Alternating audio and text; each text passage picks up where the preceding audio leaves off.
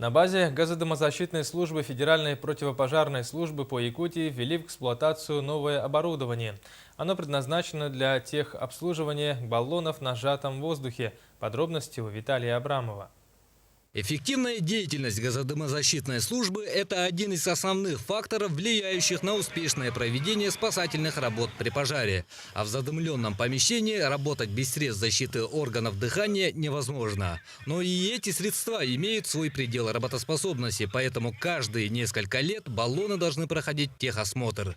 До сегодняшнего дня эти баллоны отправляли в Хабаровск, что сопровождалось финансовыми и временными затратами. В настоящее время только по нашим подразделениям 309 баллонов подлежат испытанию. Мы газодомозащитную службу развиваем. В настоящее время в 40 наших подразделениях создана база ГДЗС, приобретается оборудование.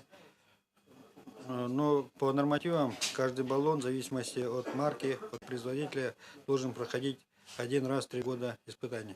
Огнеборцы прошли специальное обучение, чтобы обслуживать новое комплексное оборудование для испытания дыхательных аппаратов. Сама установка установлена на базе ГДЗС. Здесь не только мы испытываем баллоны, мы еще здесь и заправляем баллоны. Регулярная проверка аппаратов дыхания – залог эффективной работы спасателей. Сегодня на счету ГДЗС сотни, если не тысячи спасенных жизней. Виталий Абрамов, НВК «Саха», Якутск.